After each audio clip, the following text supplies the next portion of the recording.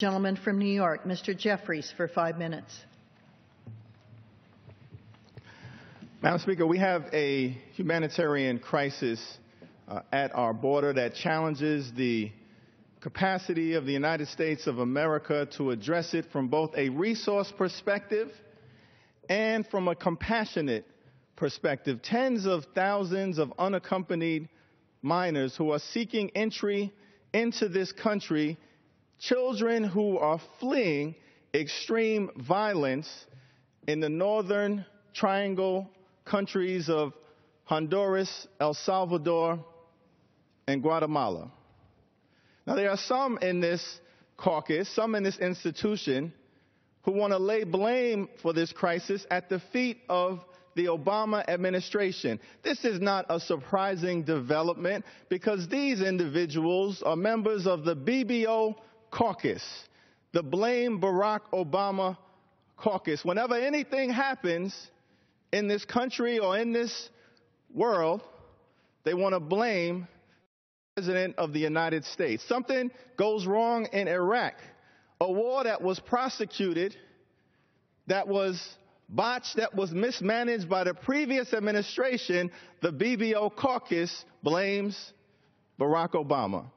And so we're seeing a similar phenomenon as it relates to this humanitarian crisis. First, they claim it was brought about by the president's decision related to deferred action connected to individuals falling into the dreamer category. But they fail to note that in order to be eligible for deferred action, you have to be in this country continuously since 2007. That claim has no basis in reality. Then they say, well, the president refuses to enforce our nation's immigration laws. How silly is that argument? Hundreds of thousands of individuals have been deported by the Obama administration each and every year in record numbers, particularly when compared to the previous Republican president. The unenforcement argument has no basis in reality. And then lastly, they say, well, this has to do with comprehensive immigration reform. Comprehensive immigration reform is not the law of the land. The bill was passed by the Senate. It hasn't even been acted upon by the House, let alone sent to the president for his signature.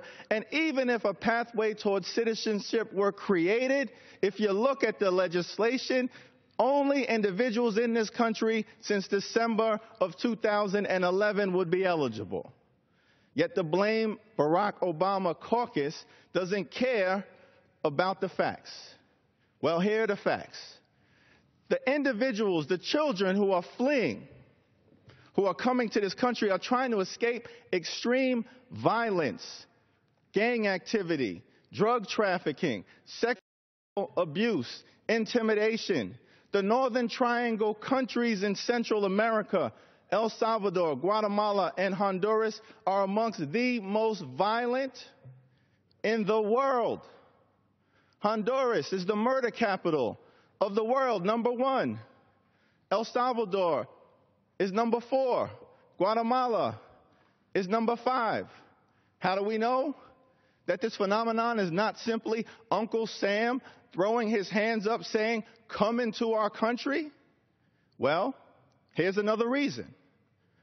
All of the Central American neighbors to our south, outside of these Northern Triangle countries, have also experienced an exponential increase in unaccompanied minors. Mexico, Belize, Panama, Costa Rica, Nicaragua have all experienced significant increases in children coming to those countries. More than 400% increase collectively in asylum applications in 2012. This is not a pull from the United States. These children are running for their lives. And so we've got to address it with an understanding of what is the root cause of the humanitarian crisis. Several of us on the Judiciary Committee have introduced the Vulnerable Immigrant Voice Act because we believe that these unaccompanied children should have access to counsel. It would benefit the taxpayer in making immigration proceedings more efficient.